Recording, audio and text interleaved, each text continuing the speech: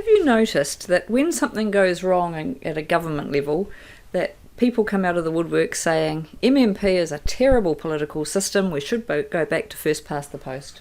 Ah, yes, I have heard that. That would be the system where the people who got the most votes didn't end up being the government. Yep, that's exactly right. Today we're going to talk about MMP, our political system. I'm Heather Roy. And I'm Simon Ewing-Jarvie. Welcome to VoterTorque podcast. It's the New Zealand General Election 2020 series. So let's start by talking about what MMP actually is and how it works. It's a good quiz question, actually. What does MMP stand for, Simon? It's mixed member proportional. It comes from a model imposed on the German Parliament after the Second World War and is very effective at ensuring that single parties can't dominate the government. That's right. People feel quite strongly about whether MMP works well for New Zealand or whether we should go back to first past the post, the old FPP system.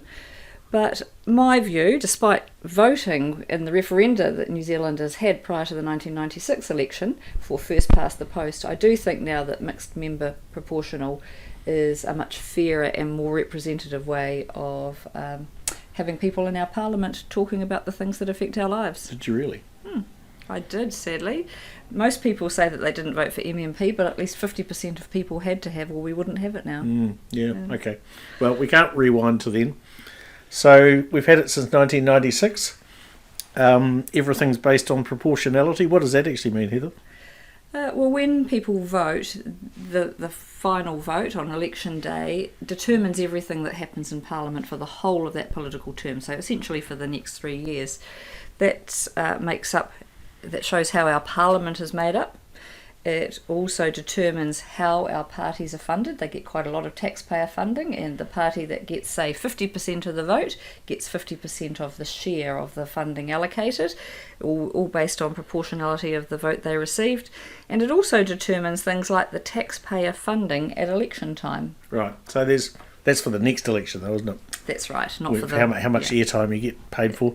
Right. So there's 120 MPs.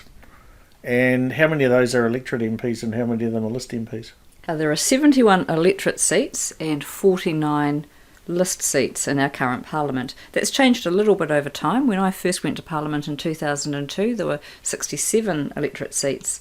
But the reason that we've seen that change is as the population grows, we've introduced a few new electorates to the big picture. And over time, the number of Maori seats have also increased. So originally there were 4.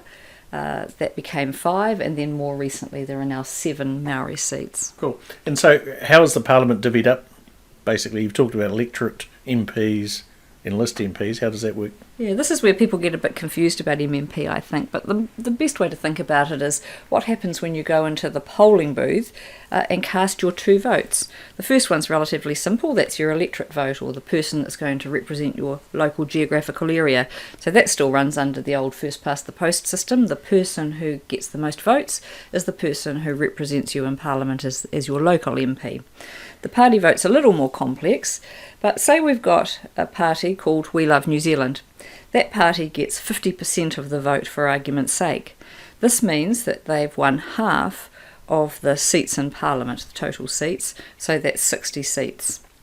You then need to take away from those 60 seats the number of electorates won by the We Love New Zealand party to determine how many list seats they're going to get. So you've got 60.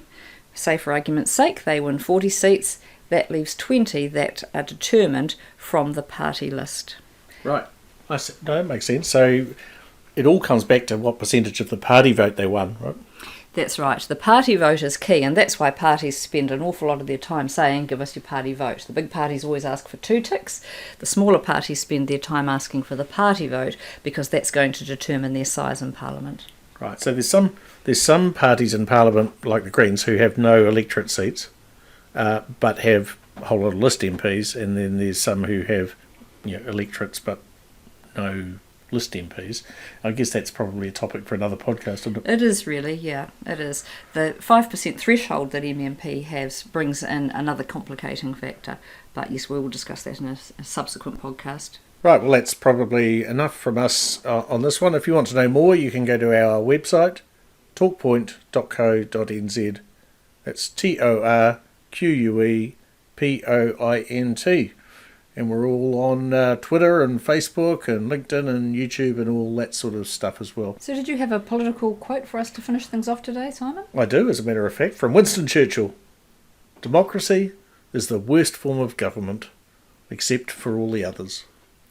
Yes, it's hard to find the perfect political system. Yep, that's it from me. I'm Simon Ewing-Jarvie. And I'm Heather Roy. We'll talk to you soon.